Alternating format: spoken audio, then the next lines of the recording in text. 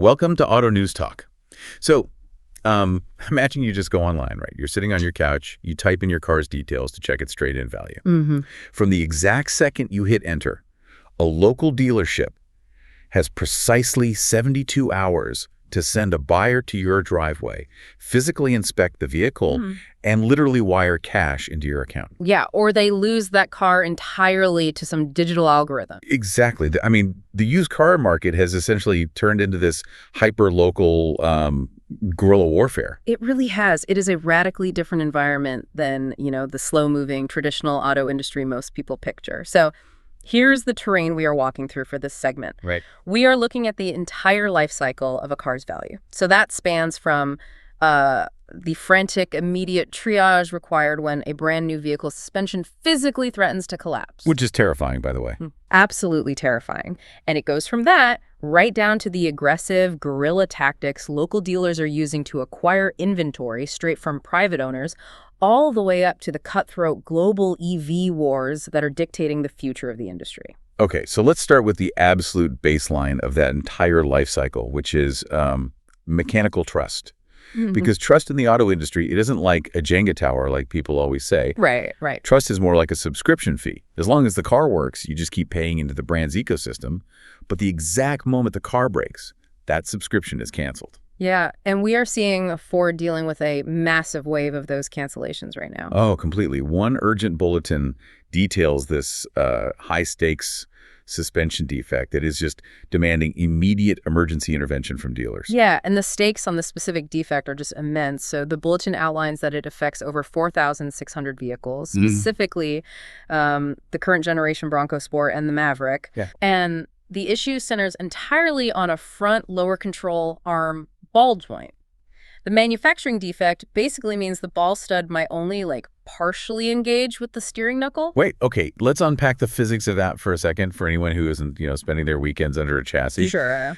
The lower control arm is essentially the hinge that connects your front wheels to the frame of the car, right? And the ball joint is the pivot point, allowing the wheel to steer and move up and down over bumps. Exactly. So if that stud is only partially engaged, the sheer force of driving down a highway can cause that joint to physically separate. Which is catastrophic. If it separates, the wheel can literally fold inward or outward. Oh, wow. Yeah, you experience a total loss of steering control. Which explains the most memorable detail from this bulletin. They issued an explicit, bolded, do not drive warning. Yes. Ford is ordering owners to keep these vehicles parked exactly where they sit. They're having to deploy mobile service units or, paying for flatbed tows just to get the vehicles to the dealership for free inspections and repairs. But, think about the operational nightmare this triggers for a local service department. Yeah. They essentially become an emergency triage unit overnight. Exactly. A do not drive mandate means the local dealership suddenly has to manage the logistics of all these grounded vehicles. Right. They have to map out where to physically park immobile cars on their lot, scramble to source emergency replacement parts, and honestly, handle terrified customers who were just told their brand new truck might collapse on the highway. Which is a huge burden. And yet, reading through this bulletin, there is a glaring limitation here. Yeah, what's missing? It completely omits which supplier is actually responsible for manufacturing these faulty parts. Oh, interesting. Yeah, and it doesn't specify the exact production dates or the plants involved either. So the public is just left with this lingering anxiety. That's a huge open question. Right. But this brings me to a really fascinating contrast. So Ford is out here spending millions reacting to a sudden catastrophic loss of trust. But Honda is doing something completely counterintuitive to build it. Okay, how so? Another report focuses on the exact opposite approach. They are proactively using their warranty not just as a safety net, but as a financial trap to keep you in their ecosystem. Oh, the service-activated warranty. It is a brilliant psychological mechanism. It really is. So this report outlines how Honda UK is utilizing this. Instead of selling you a standalone extended warranty at the finance desk when you buy the car. Which everyone hates, by the way. Right. Everyone hates that pressure. Yeah. So instead, the factory warranty automatically extends by 12 months every single time you go in for a scheduled service at an authorized retailer. Assuming they use genuine parts, right? Exactly, as long as they use genuine parts. And this rolls forward until the car hits an 8-year or 100,000-mile limit. The underlying mechanism here is essentially a loyalty tax, because Dealerships lose massive amounts of revenue to the cheaper independent mechanic down the street once a standard warranty expires. But Honda is mathematically forcing your hand. Right. You pay the premium for the authorized dealer oil change, and your reward is another full year of factory backing. You don't even sign extra paperwork. It just activates in the service bay automatically. And it changes the fundamental value of the car. Like, the detail that stands out most in this report is that the coverage is fully pan-European. Oh, wow. Yeah, so if the owner travels or relocates across participating countries, the coverage remains totally valid. That's huge. But, get this, more importantly, the warranty is linked to the car itself, to the VIN, not the owner's name. So it transfers seamlessly to subsequent owners. Which artificially inflates the vehicle's residual value on the used market. Exactly. If I am buying a used Honda and I see a pristine dealer-maintained service record that carries an active pan-European factory backing, you're paying a premium. I am absolutely willing to pay a premium for that car. And you've hit on the exact reason why dealerships love this. It turns a mundane oil change into a loyalty lock. It boosts their workshop utilization, and it feeds their used car lots with highly desirable, well-documented inventory. Right. But there is a massive open question here regarding execution. What this doesn't answer is what happens if an owner misses a scheduled service by, say, a few weeks or a few hundred miles? Oh, that's true. Is there a grace period? We don't know. The data doesn't answer if the rolling warranty is just gone forever if you're late, or if you can pay a penalty to buy your way back in. It's totally unclear. And honestly, I bet dealerships are going to use that exact ambiguity to pressure customers into booking appointments early. Oh, 100%. But okay, let's pivot the lens from the service bay to the sales lot. Because if Honda's strategy is how you retain a car, how do dealers acquire the cars they actually want to sell without just bleeding cash at wholesale auctions? Well, they go straight to the source. A strategic analysis from Auto News Talk outlines how sourcing cars directly from consumers is yielding vastly superior margins compared to fighting over wholesale inventory. Why is that happening now? Because there is a structural inventory gap. Traditional leasing cycles got severely disrupted a while back, meaning there is this massive shortage of predictable 3-year-old off-lease units returning to the dealerships. So they have to find them somewhere else. Let's do the math on this because the economics are staggering. Yeah, break it down. The analysis points out that buying a car directly from a private seller nets a dealership about $2,500 gross per unit. Compare that to the standard $1,500 they make on a traditional trade-in.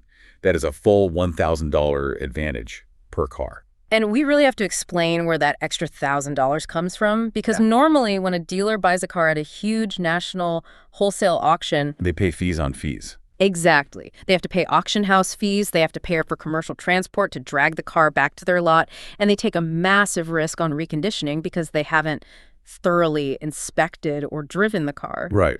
But by sending a buyer directly to your driveway, they cut out the auction middleman entirely. They eliminate transport fees. Yep, and they can inspect the vehicle's true condition right there. They pocket the difference. Which is why the analysis insists that dealers have to set up permanent, dedicated buy centers. Like, this cannot be an ad hoc effort where a bored salesperson makes a few phone calls between walk-ins. No, not at all. They need dedicated acquisition teams with specific routing playbooks, particularly to capture electric vehicles in that hyper-competitive affordability band right around $25,000. And the ticking clock on this operation is intense. We mentioned this in the intro. The 72-hour window. Yes. The crucial detail here is that incredibly brief 72-hour window. From the exact moment a consumer searches for their car's value online, the dealer has under 72 hours to secure the vehicle with transparent e-payments before the consumer just moves on to a competitor. And I want you, the listener, to put yourself in that position. If you are selling your car, are you going to wait for a giant national online retailer to process your paperwork, mail you a check, and eventually schedule a pickup? No way. Exactly. Or are you going to take the offer from the local dealer down the street who promises cash in your hand today? The national chain has the algorithm, sure, but the local dealer has physical proximity. Right, but that raises a question for you. How does a local operator actually compete with the digital algorithm of a massive national chain? They win on speed and community familiarity. They leverage that local presence to execute a transaction faster than a centralized corporate hub ever could. Okay, that makes sense. But while the margins are fantastic in theory, the limitation of this strategy is the human toll. The data doesn't fully answer how dealerships will handle the severe execution strain. The staffing. Right. Maintaining a dedicated rapid response team that drops everything to drive to a consumer's house requires intense staffing.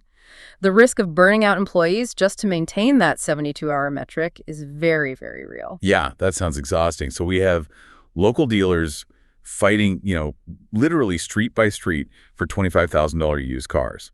But zooming out, the global giants are executing massive top-down invasions to dominate the EV space that make those local skirmishes look tiny. Yeah, it's a completely different scale. Looking at international blueprints, one dispatch reveals that BYD is executing a highly aggressive, multi-channel local expansion in the UK. Yeah, BYD's approach is basically a masterclass in structured infiltration. They are expanding to roughly 165 sites across the UK, and the newest figures show 35,000 deliveries so far. Which sounds massive. It does, but the underlying context is key. Those numbers are heavily propped up by fleet sales and rental channels. Only about 10,000 of those units actually went to private retail buyers. Interesting. And they are bringing in new hardware to try and bridge that gap, right? They are rolling out the Atto 2 DMI. Now, DMI stands for Dual Motor Intelligent, which is BYD's proprietary plug-in hybrid system. And the mechanism there is fascinating because it mostly uses the gasoline engine as a generator just to charge the battery, rather than driving the wheels directly. Exactly. It gives the driver the smooth, instant torque of an EV, but it eliminates the range anxiety that keeps mainstream buyers away from pure electrics. But the hardware isn't even their smartest play. It's how they are dismantling the ecosystem barriers. Because a massive headwind for EV adoption right now is insurance costs. Oh, absolutely. Insurers often total EVs after minor accidents simply because they don't know how to fix them or they can't predict the part supply chain. Which skyrockets the actuarial risk, right? Precisely. So BYD is directly engaging with local body shops and insurers. They are literally hosting them, walking them through specific repair methods, and proving the reliability of their part supply line. That's brilliant. By educating the insurers, they lower the perceived actuarial risk. Which mathematically translates to lower insurance premiums for BYD drivers. They are solving a core consumer anxiety before the customer even walks into the showroom. And the results of this localized ecosystem approach speak for themselves. The most stunning anecdote from the dispatch comes from a dealer group operating 6 BYD sites. They reported that 81% of their part exchanges came from premium marques. That is a staggering metric, 81%. It means they aren't just capturing, first-time EV buyers. They are actively stealing established customers out of legacy luxury brands. Right, like Audi, BMW, Mercedes. But I see a broader mechanism at play here, too. By pushing tens of thousands of cars into rental fleets on these short buyback cycles, BYD isn't just generating initial sales volume. What are they doing? They are essentially giving the public a paid test drive while simultaneously seeding a guaranteed pipeline of lightly used, affordable inventory for those 165 franchise dealers to sell next year. Ah, yes. It is a closed-loop system. They are acting like a localized technology ecosystem. Exactly. However, despite the massive volume, the open question remains, can they genuinely win over the mainstream private retail buyer? Right, because of the fleets. Yeah. Their current numbers are still so heavily reliant on fleet sales, which are driven by corporate tax incentives rather than pure consumer passion, that their true organic retail demand is still unproven. And here's where it gets really interesting. That question becomes even more critical when you look at what is happening back in their home territory. Because BYD might be fighting for UK dominance, but back home in China, they are locked in a brutal cage match with Tesla. It is absolute chaos over there. Market data from another Auto News Talk report shows that while the Chinese EV market is rebounding, the competitive pressure is immense. Yeah, the macro data shows the broader passenger EV market in China grew 12% year over year. But Tesla used the sheer scale of its Shanghai factory to completely outpace the broader market. By a lot. Yeah. Their output surged over 39%, hitting nearly 86,000 units. While BYD merely managed to halt an 8-month slide, and smaller, aggressive brands like LeapMotor saw massive 80% spikes from their smaller baselines. So why this snapshot really matters is the role of the Shanghai factory. Because the Shanghai factory isn't just a localized asset built to serve Chinese domestic demand. No, not at all. It is the absolute linchpin of Tesla's global supply chain and pricing power. The sheer volume that Shanghai produces allows Tesla to act as a global export hub and dictate price cuts across the world. But hardware scale is only half the battle, right? The other half is software, and that relies entirely on regulatory clearance. There's a fascinating controversy buried in this report regarding Tesla's full self-driving or FSD system. Oh, of lawsuit. Yes. 10 Tesla owners in China are actually suing the company. They're alleging false claims about the availability of FSD without proper regulatory clearance. Wow. 10 owners. Yeah, and without taking a position on the lawsuit itself, just reporting the facts of this dispute highlights a critical vulnerability in the tech-first automotive model. How so? Well, the perceived value of these vehicles is heavily tied to advanced driver assistance software. If regulatory bodies block or delay the rollout of that software, the automaker loses a massive high-margin revenue stream, and consumers feel they didn't get what they paid for. Which is a huge risk.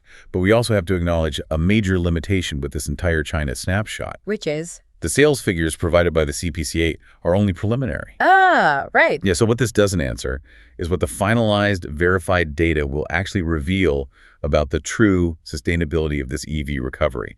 Things move fast. They really do. And, when we pull all these disparate threads together, a very unified understanding of the current auto landscape emerges. I see 3 distinct themes running through all these sources. Okay, let's hear them. First, there is the race for life cycle control. Whether it is Honda using service-activated warranties to trap you in their service bay, or BYD using rental buybacks to feed their used car lots. Brands want to own the vehicle long after the first sale. Exactly. The second theme is agility as a survival skill. We saw this in the 72-hour window. Local dealers must pit to buy a used car from a private seller, right? Right. And we see it in the frantic, immediate response required by Ford dealers managing the do not drive recall, where they have to mobilize towing instantly. That makes sense. What's the third? The third theme is the blurring of local and global. Tesla's global pricing power depends entirely on the output of their Shanghai factory. Conversely, BYD's massive global ambitions depend entirely on winning over independent UK dealers and educating hyper-local body shops on repair methods. But those themes expose 2 massive tensions in the market right now. The first tension is massive scale versus hyper-local reality. Right. Because on one hand, the China and UK sources show BYD and Tesla moving tens of thousands of units internationally and optimizing giant global supply chains. What? But the community acquisition source proves the actual battlefield for dealership survival is fought locally. One $25,000 used car at a time in someone's driveway. Yeah, it's a huge contradiction. And the second tension is futuristic tech versus basic mechanics. Oh, I love this one. The China EV source highlights the intense fight for advanced autonomous driving and FSD software. But the Ford source abruptly reminds us that none of that billion-dollar code matters if a basic metal ball joint fails and the wheels literally fall off. Exactly. So what is the practical takeaway for you, the listener, from all of this? The balance of power has fundamentally shifted. It really has. Dealerships and automakers are absolutely desperate for your inventory and your loyalty. If you own a vehicle right now, especially an EV or a reliable used car, you hold incredibly valuable leverage. You do. You have the power to negotiate a direct sale for a premium or to demand better, more comprehensive warranty terms simply to keep your business in their ecosystem. Yeah, you are no longer just a one-time buyer to them. You are a vital source of physical inventory and a long-term data and service stream. And that wraps up this segment of Auto News Talk. But I want to leave you with one final lingering question to ponder on your own. Let's hear it. If automakers can successfully lock in your loyalty for a decade with rolling warranties, and local dealers can instantly buy your car through an app in under 72 hours, are we approaching a future where you never actually own a car but just continuously subscribe to a dealership's mobility ecosystem? Wow. It is a psychological shift that will define the next decade of transportation. It really is. Keep a close eye on how aggressively your local dealership starts marketing to buy your specific car right out of your driveway. It is the ultimate canary in the coal mine for where the market is heading next. Thanks for tuning in to Auto News Talk, and we will catch you on the next one.